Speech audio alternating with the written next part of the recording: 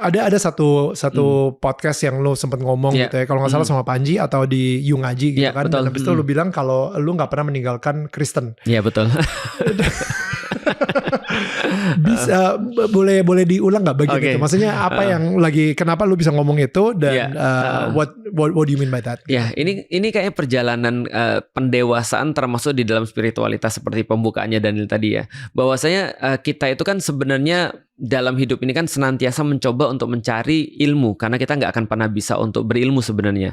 Tapi kita cuma mencari ilmu aja sebenarnya. Nah, semakin aku mempelajari agamaku, semakin aku terus mempelajari apa yang ada di dalam Al-Quran, maka aku kemarin mengatakan begini, sepertinya di titik ini aku menjadi yakin bahwasanya dulu ketika aku masuk Islam, aku merasa bahwasanya aku tuh kayak ninggalin agama Kristen, lalu masuk Islam. Tapi sekarang aku menjadi yakin ketika sudah membaca dan belajar tadi bahwasanya aku tuh nggak pernah meninggalkan agama Kristen, juga nggak pernah meninggalkan Yesus sebenarnya. Kenapa?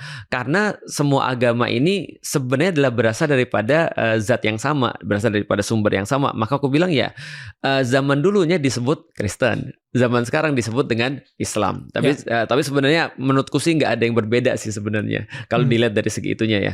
Misal contoh begini, misalnya kalau kita lihat ya, misal kalau kita bahas tentang pesannya Yesus misalnya, andai kan kita bisa mengesampingkan perbedaan-perbedaan yang kita memang beda ya. Misalnya contoh teman-teman di Kristen itu menganggap Yesus adalah Tuhan, tapi orang-orang Muslim tidak. Tapi kalau kita kesampingkan itu, ternyata ajaran-ajarannya sama kok.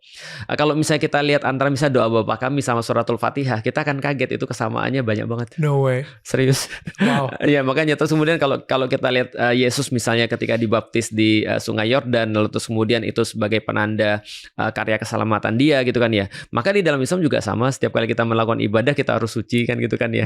Bahkan kalau misalnya Yesus dibaptis misalnya di Sungai Yordan sekali dibaptis, orang Muslim itu minimal melakukan itu seminggu sekali minimal ketika sebelum Jumatan. Oh, oke. Kita Ya, di dalam Islam ada mandi wajib namanya. Oke. Nah, di mandi wajib itu orang tuh ketika misalnya kayak Yesus ya, dia dicelupin misalnya di Sungai Yordan terus dia dikeluarin lagi, itu sudah di dalam Islam udah mandi wajib itu sebenarnya. Atau misalnya kalau kita lihat lagi, ternyata orang-orang Muslim dan orang-orang Kristen juga sama-sama menanti second coming kan. Artinya kita juga sama-sama menanti Yesus. Aku bilang pada temanku yang Katolik atau yang Kristen, nanti kalau Yesus turun lagi ke dunia, kita sama-sama cari dia kok gitu maksudnya. Artinya menurutku terlalu banyak kesamaan yang harus kita kesampingkan sih kalau aku bilang aku berbeda gitu maksudnya. Wow, oke. Ini